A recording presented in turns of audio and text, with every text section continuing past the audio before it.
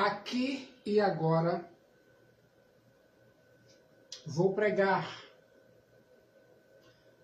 a parte 24 de 26 da série de pregações na carta que escreveu o apóstolo Paulo aos Coríntios. Continuação da mensagem anterior. Dons espirituais para a edificação da igreja e a ressurreição de Cristo Jesus, o Filho do Deus vivo, como alicerce da nossa fé. O Evangelho é completo, vivo e transformador. 1 Coríntios, capítulo 14, versículos 32 a 40 e 15, de 1 a 20. Prestem bastante atenção. Ouça o decreto da palavra de Deus. O dom de profecia. Quer saber o que é o dom de profecia? É muito importante entender esse dom. E as igrejas pentecostais e neopentecostais não entendem esse dom. Temos de fazer uma distinção entre o ofício do profeta no Antigo Testamento e o Novo Testamento com o dom de profecia. O que temos hoje é um dom de profecia e não ofício de profeta. Não temos mais nenhum profeta e nenhum apóstolo no sentido bíblico do Novo Testamento. Mas muitas igrejas pentecostais e neopentecostais adotam esse ofício. Os profetas e apóstolos originais recebiam uma revelação nova e inspirada da parte de Deus para fazer parte do cânon das Escrituras Sagradas, a Bíblia. O cânon das Escrituras Sagradas está fechado. Quer saber o que realmente significa dom de profecia? Na essência, é a proclamação da palavra revelada de Deus. Afinal, o acesso às Escrituras Sagradas, a Bíblia, não é de exclusividade dos pastores. Todo aquele que foi alcançado pela salvação em Cristo Jesus tem o privilégio e o dever de manusear a palavra de Deus e pregá-la com fidelidade. No entanto, o zelo com a Bíblia exige responsabilidade.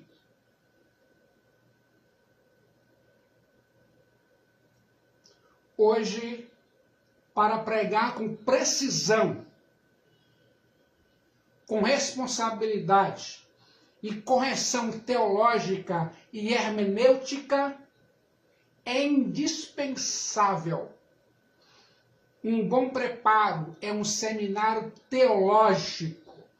E nós, os batistas da Convenção Batista Brasileira, pastores, passam 4 anos em uma faculdade teológica. O dom de profecia precisa ser provado. 1 Coríntios 14, 29. Paulo diz: tratando-se de profetas, falem apenas 2 ou 3 e outros julguem. Quer saber que aspectos precisamos julgar o conteúdo da pregação na igreja? Primeiro, a pregação glorifica a Deus? Ouça o decreto do apóstolo Pedro. 1 Pedro 4,10 e 4,11. Servir uns aos outros, cada um conforme o dom que recebeu, como bons despenseiros da multiforme graça de Deus. Se alguém fale de acordo com os oráculos de Deus. Se alguém serve, faça-o na força que Deus supre, para que em todas as coisas seja Deus glorificado por meio de Jesus Cristo, a quem pertence a glória e o domínio pelos séculos dos séculos. Amém. Você precisa questionar se a pregação na igreja está sendo um instrumento para a glorificação de Deus em Cristo Jesus ou para a exaltação do pregador. Se Cristo está sendo glorificado, então essa profecia, que é pregação, é verdadeira. E se Cristo não está sendo pregado, essa pregação, essa profecia é falsa. Mas muitos pregadores estão enganando as igrejas nas pregações. Eles querem entretenimento, diversão, não conversão, arrependimento. Querem dinheiro, querem curas e nada mais. Quer saber que aspectos precisamos julgar? Segundo aspecto, a pregação na igreja está de acordo com a Bíblia. Ouça o decreto do apóstolo Pedro, mais uma vez, 1 Pedro 4,11. Se alguém fale de acordo com os oráculos de Deus. Preste atenção. Você não pode ser um ouvinte sem discernimento espiritual. Quando você, que é um ouvinte, não tem discernimento espiritual, você não entende nada. Chega um trabalho, oi irmã, e que foi que o pastor pregou? Eu não sei. Eu não entendi. Aí a pessoa, então por que está na igreja? Se não está aprendendo nada. O apóstolo Paulo elogiou a igreja de Bereia, que examinava as escrituras para ver se o que estava falando era verdade. Hoje falta nas igrejas modernas crentes, membros da igreja de Bereia. Ouça o decreto do apóstolo Paulo. Atos 17, 11. Ora, estes de Bereia eram mais nobres que os de Tessalônica, pois receberam a palavra com toda avidez examinando as Escrituras todos os dias, para ver se as coisas eram de fato assim.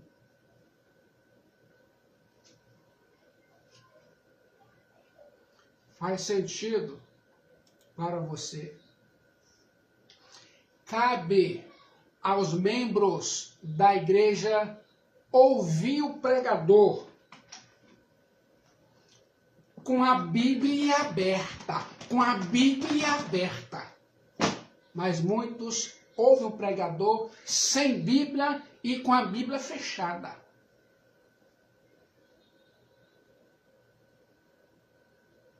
Vou repetir.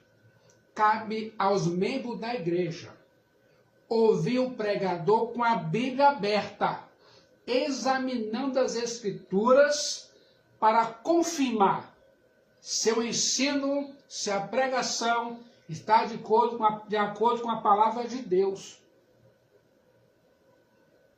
Hoje, porém, muitos crentes modernos ouvem as pregações, esquecem o que foi dito, mas agora é assustador.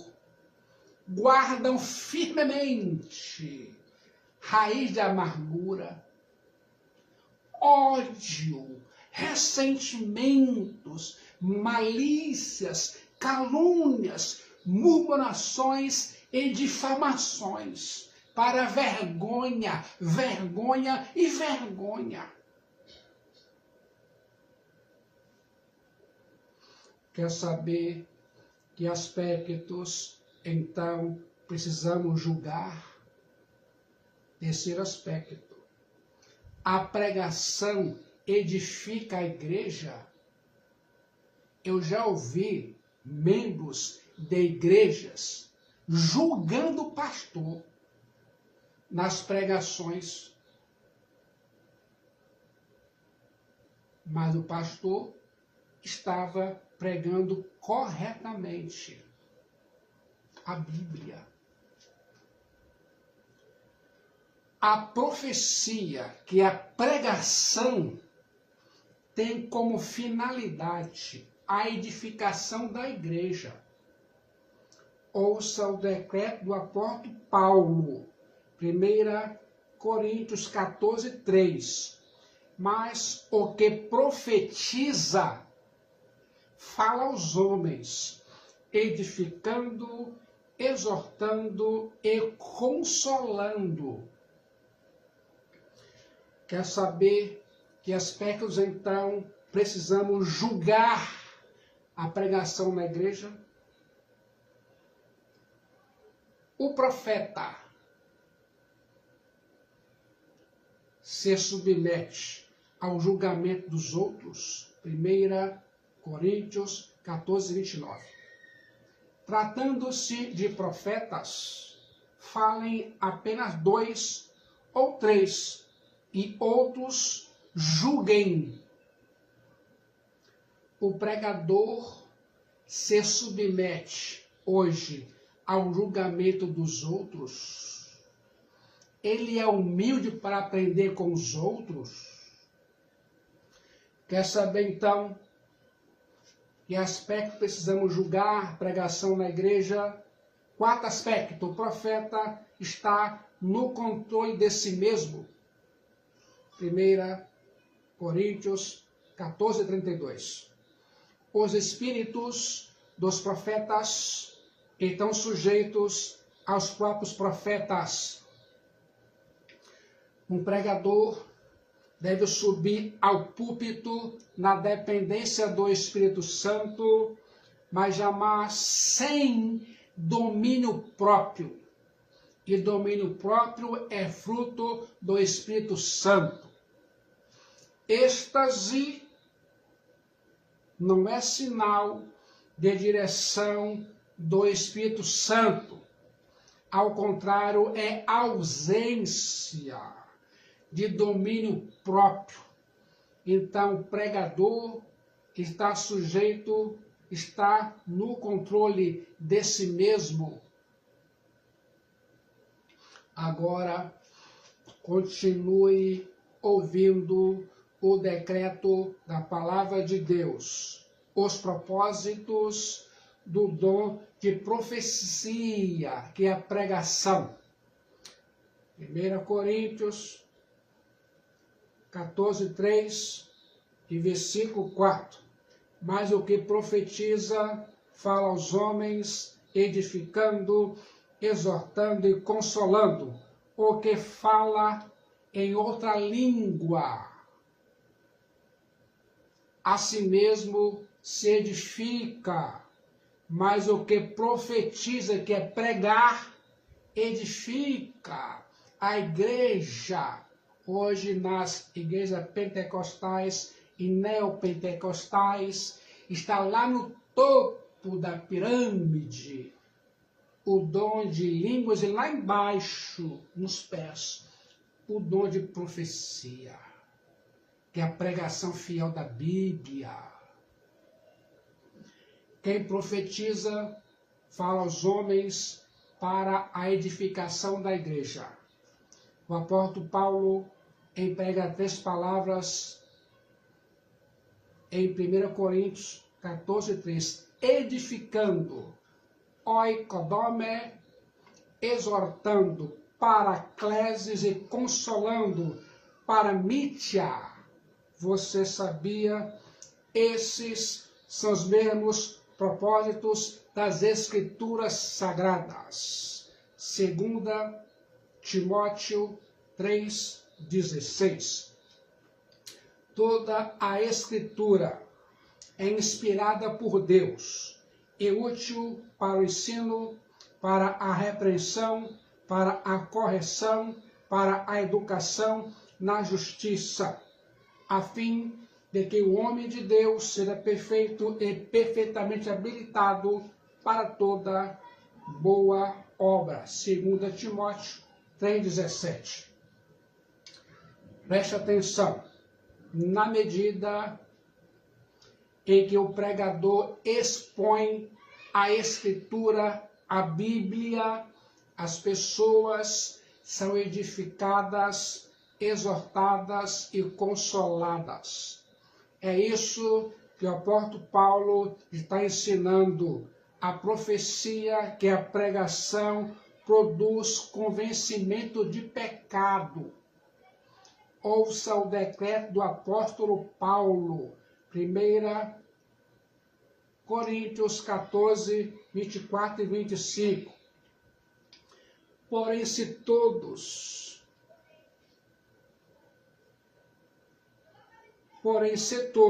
profetizarem, e entrar algum incrédulo ou indouto, é ele por todos convencidos e por todos julgado. Vou repetir.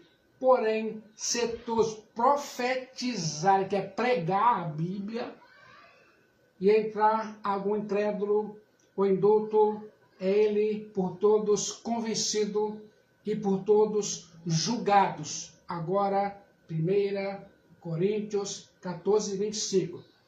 Tornam-se-lhe manifestos os segredos do coração, e assim, prostrando-se com a face em terra, adorará a Deus, testemunhando que Deus, de fato, está no meio de vós. Entretanto, as igrejas pentecostais e neopentecostais confundem profetizar, dom de profecia, e colocam o falar em línguas.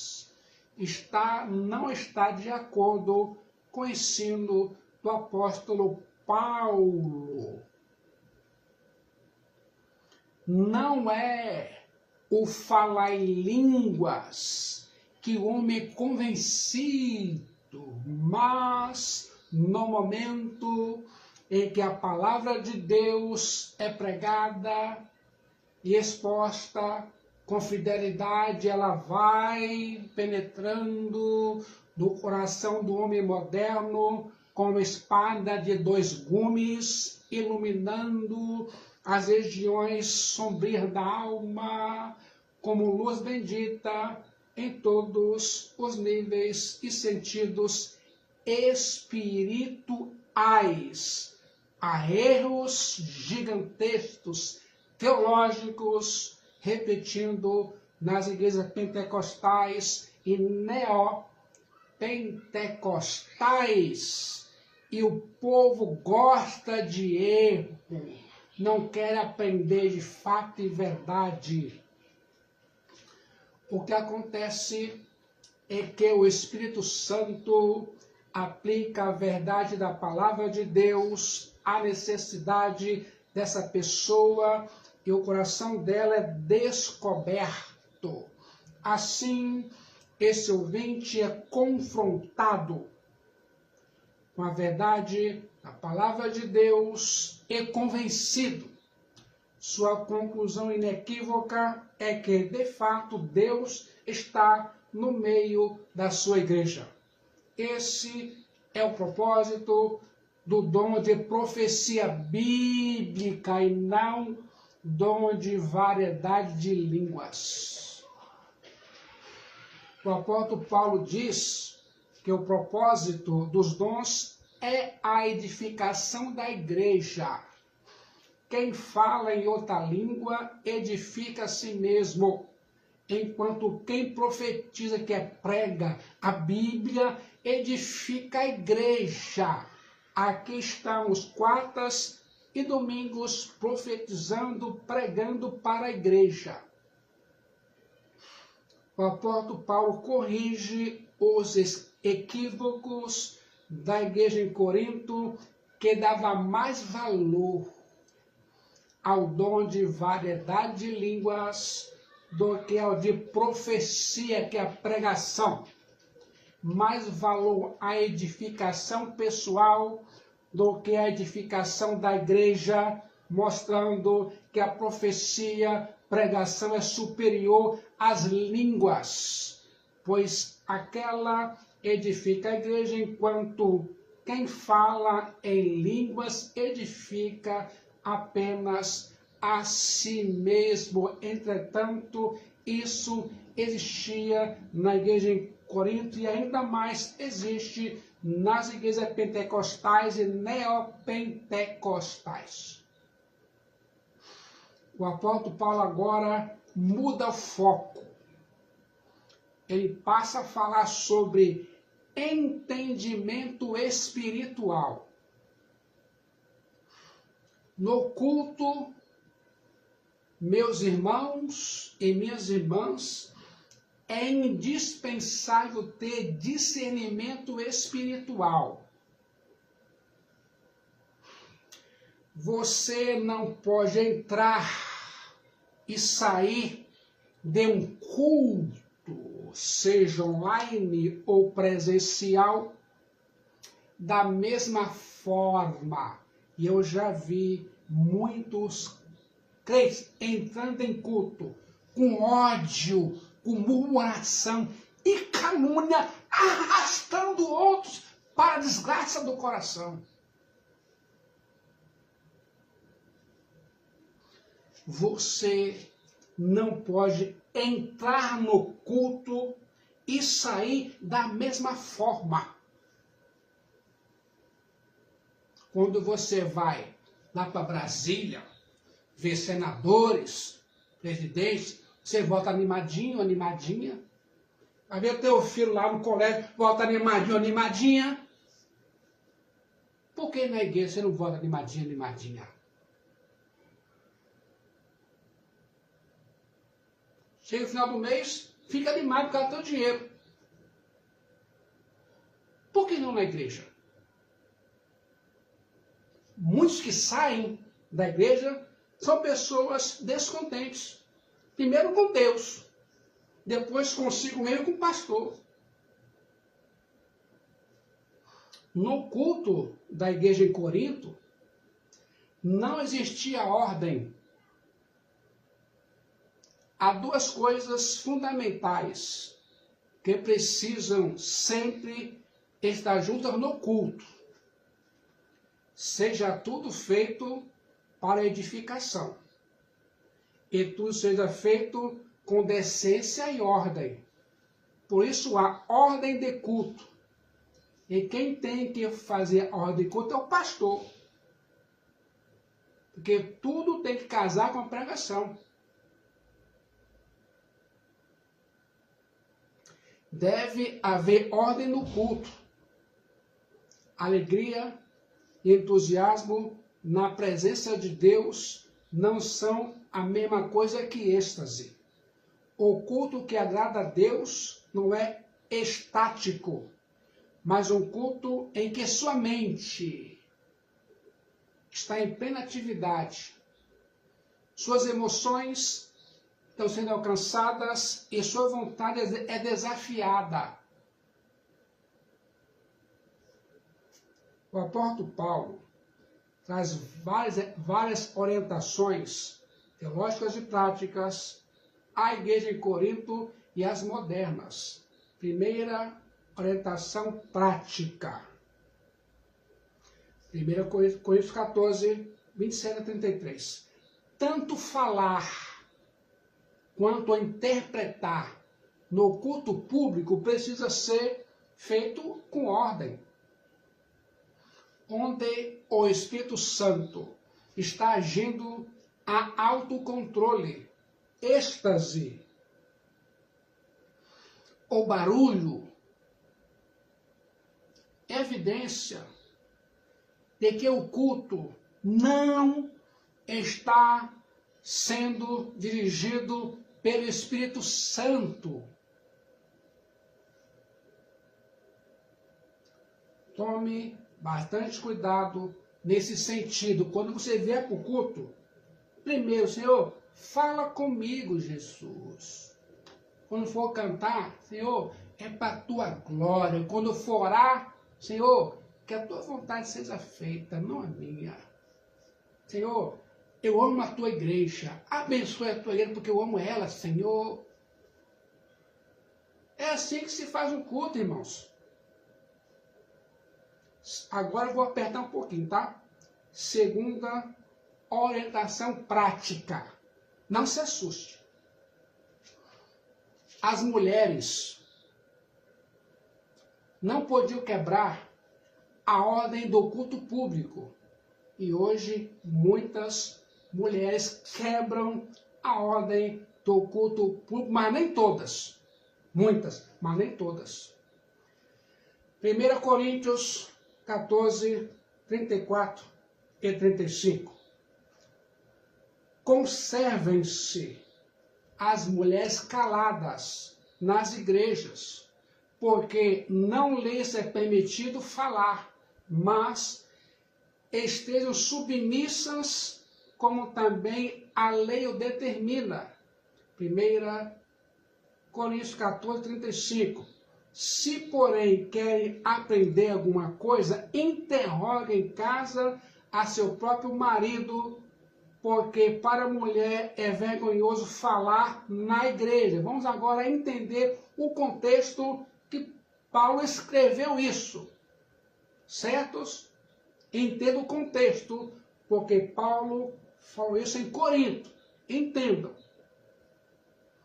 As mulheres oravam e profetizavam e pregavam na igreja. Mas, no caso aqui, que Paulo falou, as mulheres estavam importando suas práticas das religiões de mistério e conversando, fofocando durante o culto ou interrompendo em estado de êxtase a pregação.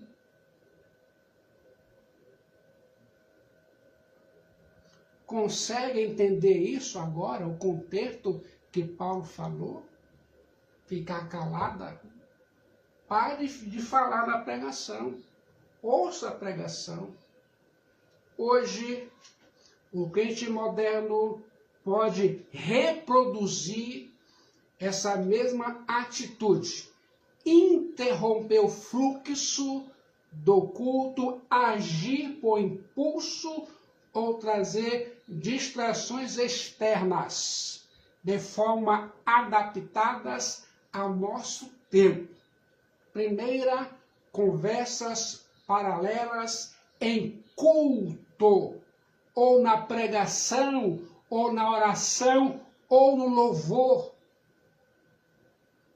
Conversar durante a pregação é pecado, é ofender o Espírito Santo.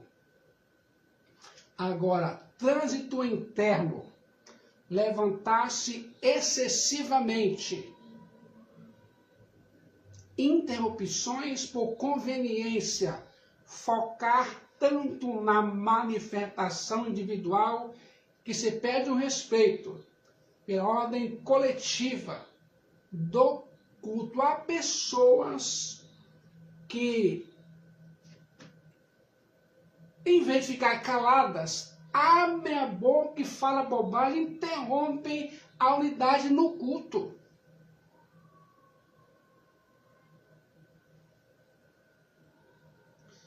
Sabia disso? Para evitar as distrações modernas e manter o foco no culto, a chave é a preparação mental, emocional e espiritual antes e durante o culto.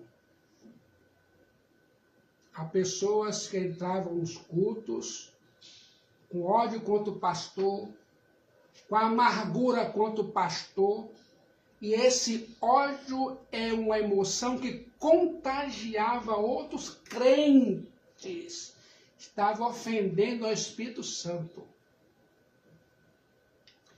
Agora, preparação para participar no culto. Defina o propósito. Ore antes. Peça um coração ensinável e blindado contra distrações. Pratique a escutativa. Ouça atentamente o que você está pregando. E aqui, na Igreja Memorial, as pregações são gravadas. É só pedir a pregação do dia que mando para você. Terceira orientação prática. Paulo alerta os crentes sobre os perigos de novas revelações que chegam à igreja além da Bíblia. Esse era um grande perigo que ocorria na igreja em Corinto e é um grande perigo ainda hoje. A igreja em Corinto questionava a autoridade apostólica de Paulo. E hoje muitos crentes modernos questionam a autoridade do pastor. Eles julgavam que não precisavam de um pastor nem de Paulo, pois achavam que Deus falava direto com eles. Nesse sentido, o apóstolo Paulo os orienta. 1 Coríntios 14, 36 e 37. Porventura, a palavra de Deus se originou no meio de vós, ou veio ela exclusivamente para vós outros? Se alguém se considera profeta ou espiritual, reconheça ser mandamento do Senhor o que vos escrevo. 1 Coríntios 14, 38. E se alguém o ignorar, será ignorado. Versículo 39. Portanto, meus irmãos, procurai com zelo o dom de profetizar, e não proibais o falar em outras línguas. Tudo, porém, seja feito com decência e ordem. Olha, se você nutre o mau pensamento, calúnia, murmuração, difamação contra o pastor, peça a Deus para perdoar o teu pecado. Ele está ofendendo o Espírito Santo. O apóstolo Paulo está dizendo que se alguém se julga profeta, precisa se submeter à autoridade apostólica. Um profeta verdadeiro, um pregador verdadeiro, se coloca debaixo da instrução e da autoridade da Bíblia. Quando alguém questiona a autoridade da Bíblia, dizendo que Deus fala direto com ele, isso é uma prova que se trata de um falso pregador, falso profeta.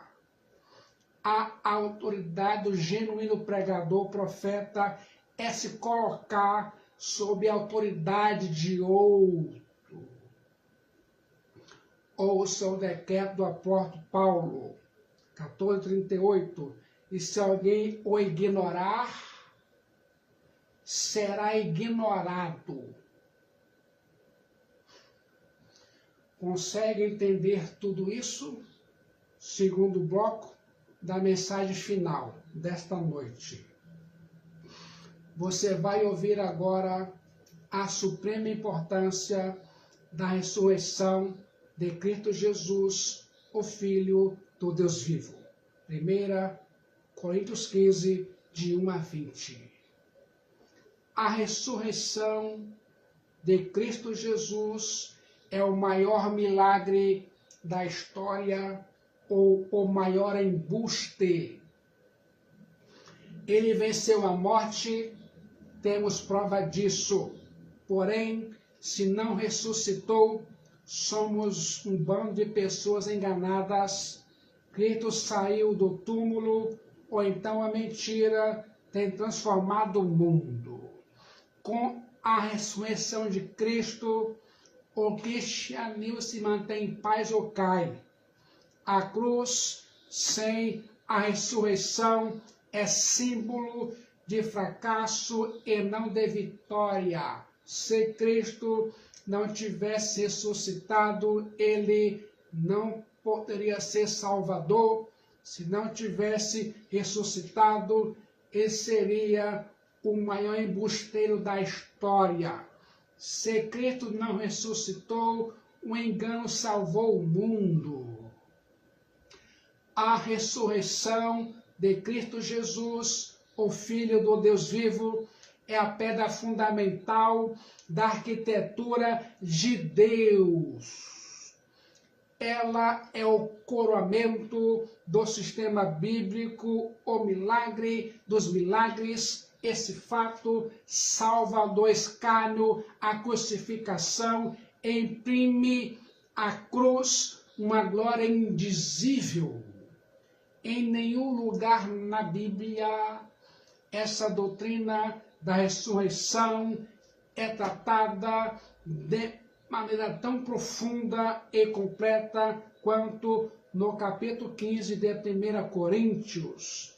Paulo sintetiza o Evangelho em 3 fatos essenciais. Cristo morreu pelos nossos pecados, foi sepultado, ressuscitou dentre os mortos, como diz as Escrituras, faz sentido para você. Agora preste atenção. A igreja em Corinto começou a abandonar a fé e a substituir a teologia bíblica pela filosofia grega. A filosofia grega acreditava na imortalidade da alma, mas não na ressurreição do corpo. A filosofia grega acreditava na vida futura, mas não na ressurreição. Os gregos acreditavam no dualismo filosófico. Para eles, o espírito era essencialmente bom, mas a matéria essencialmente má. Para os gregos, o corpo era um claustro, uma prisão da alma. Não havia nada de bom no corpo. Então os gregos se inclinavam para o ascetismo e para o hedonismo. Os gregos adotavam o enclausuramento ou a licenciosidade. Quando o apóstolo Paulo chegou e pregou sobre a ressurreição na cidade grega Atenas, o povo escarneceu de Paulo. Para os gregos, a ressurreição era algo intolerável e absurdo. Para muitos, a ressurreição era algo incrível. Atos 26:8. A doutrina da ressurreição era algo execrável e abominável para a mentalidade grega. A igreja de Corinto importou isso para dentro dela.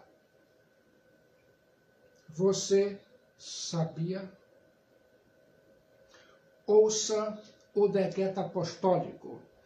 Atos 23, versículo 6. Sabendo Paulo que uma parte do sinédrio se compunha de saduceus e outra de fariseus, exclamou: varões irmãos, eu sou fariseu, filho de fariseu, no tocante à esperança e à ressurreição dos mortos, sou julgado. Agora, Atos 24, 21. Hoje sou eu julgado por vós acerca da ressurreição dos mortos. Paulo destaca 3 aspectos teológicos fundamentais da doutrina da ressurreição. A ressurreição no passado, como fato histórico, versículo de 1 a 11. A ressurreição no presente, como artigo de fé, versículo 12 a 19. E a ressurreição do futuro, com esperança bendita, versículo 20 a 57. A pergunta: os mortos ressuscitam? Paulo menciona 3 provas da ressurreição de Jesus. Se você perguntasse para um grego se os mortos ressuscitam, respondiam: não! Entretanto, Paulo diz à igreja de Corinto que os mortos ressuscitam. Na verdade, a ressurreição é a mais rica joia do Evangelho de Cristo Jesus. Irmão, irmã, tome cuidado com as filosofias mundanas para não entrar na igreja e destruir a igreja. Hoje muitos crentes modernos participam da missa do 7º dia. É abominável a Deus fazer isso, um crente salvo e convertido e conhece Bíblia. Ouça o decreto da palavra de Deus, a salvação dos coríntios. Versículo 1 e versículo 2. Capítulo 15. Irmãos, venho lembrar-vos do evangelho que vos anunciei, o qual recebestes e no qual ainda perseverais. Por ele também sois salvos, se retiverdes a palavra tal como agora preguei, a menos que tenha escrito em vão. Um Salvador morto não teria o poder de resgatar ninguém. Se Cristo não ressuscitou, ele não tem nenhuma credencial para salvar. Um redentor morto é impotente e nada pode fazer para redimir o pecador. A salvação é um processo presente, com suas raízes no passado e sua consumação somente no futuro. Você sabia? Agora, versículo 3 e 4. As Escrituras do Antigo Testamento. Antes de tudo, vos entreguei o que também recebi.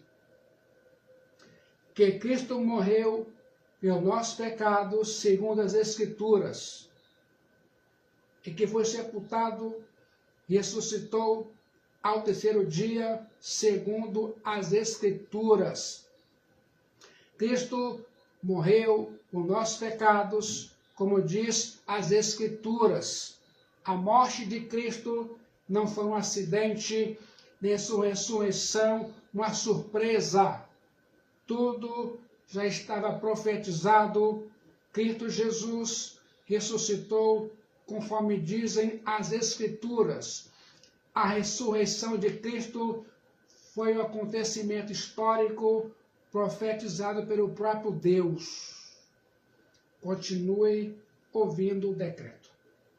Jesus foi visto várias vezes por muitas testemunhas. Versículos 5, 6 a 11. Não vou ler agora.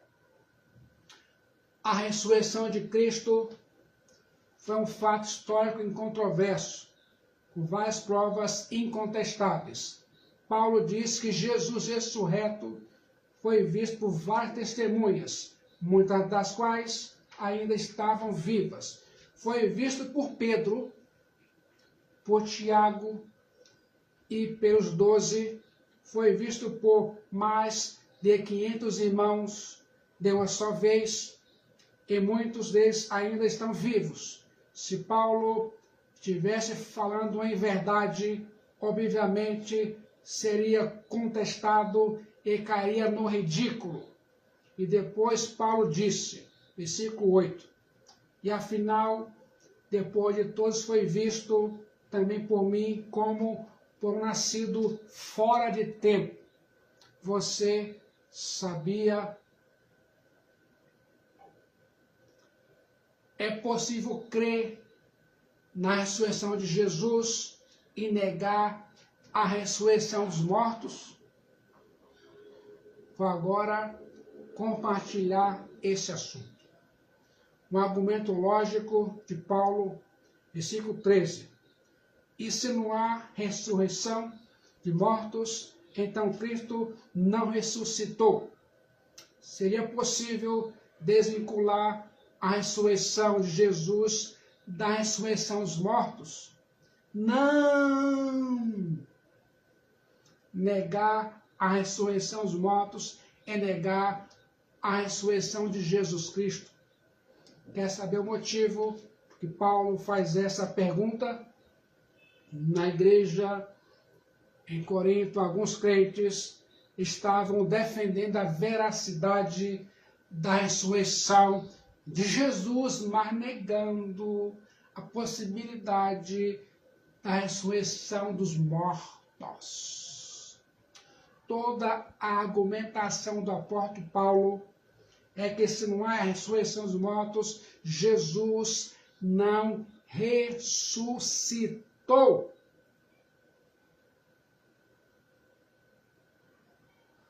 Agora, negar a ressurreição de Jesus é despir a mensagem bíblica de pontos essenciais. Primeiro ponto, Jesus não ressuscitou. Segundo ponto, é vã a nossa pregação. Terceiro, é vã a nossa fé. Quarto, somos tidos por falsas testemunhas de Deus. Quinto ponto, finalizando, permaneceremos nos nossos pecados. Versículo 17. Agora, continue assim, ouvindo. Sétimo ponto, somos os mais infelizes de todos os homens, versículo 19. E a conclusão é inequívoca, versículo 20. Mas, de fato, Cristo ressuscitou dentre os mortos, sendo ele as primícias dos que dormem. Esta foi a segunda pergunta que fizeram. É possível crer na ressurreição de Jesus, sem crer na ressurreição dos mortos? Paulo diz não. Que Jesus nos abençoe aqui e agora, nesse sentido, ouvindo as pregações e crendo fielmente na ressurreição dos mortos em Cristo Jesus. Amém. Deus nos abençoe.